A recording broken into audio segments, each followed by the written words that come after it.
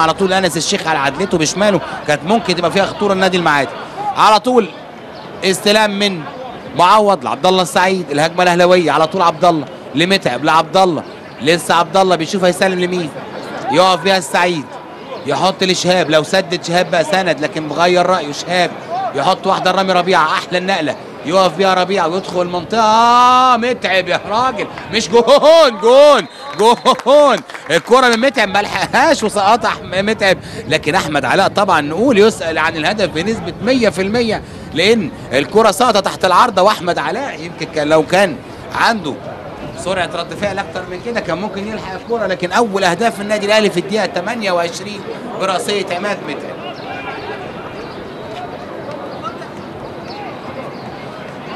رد فعل احمد علاء كان متاخر، وزنه زايد شويه، احمد علاء عايز ينزل شويه لمعوض، سند معوض لنفسه، عايز يلعب العرضيه ومع احمد حسام يحطها تاني ببركات. حلوه حلوه حلوه، مين مقابل؟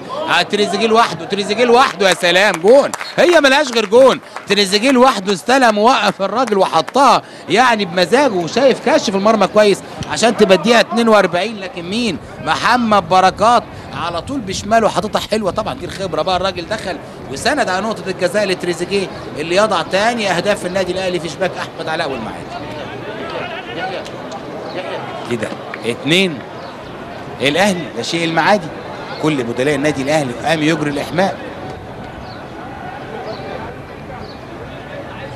السيد حمدي تريزيجيه جنبه شهاب، لكن قطع كويس قوي عبد الله السعيد، دخل منطقه عبد الله متعب والثالث للنادي الاهلي في الدقيقه 44 من عمر الشوط الاول. عماد متعب 3 اهداف لحد دلوقتي، هدف الثاني لمتعب والثالث للنادي الاهلي، اهو 3 اجوال لحد دلوقتي، لكن قطع كويس قوي متعب، والتمريره احلى من تريزيجيه لربيعه اللي عبد الله السعيد داخل المنطقه حطها حلو، وقطعت متعب طبعا بخبره. يضيعها شكري، يلعب الركنيه شكري والسيد حمدي، جون اول اهداف السيد حمدي والرابع للنادي الاهلي في الدقيقه 8 من عمر الشوط الثاني، او نقدر نقول بقى الدقيقه 53 من عمر اللقاء. السيد حمدي يحرز الرابع للنادي الاهلي. لعبت العرضيه حلوه من شكري، قطع السيد حمدي كويس وحطها على يمين احمد علاء، تمر وتخرج لخارج داخل الشباك، تبقى تريزيجيه لكن تروح لوليد سليمان، وليد لسه وليد يسلم شكري للسيد حمدي، للسيد حمدي يحطها حلوه بشماله.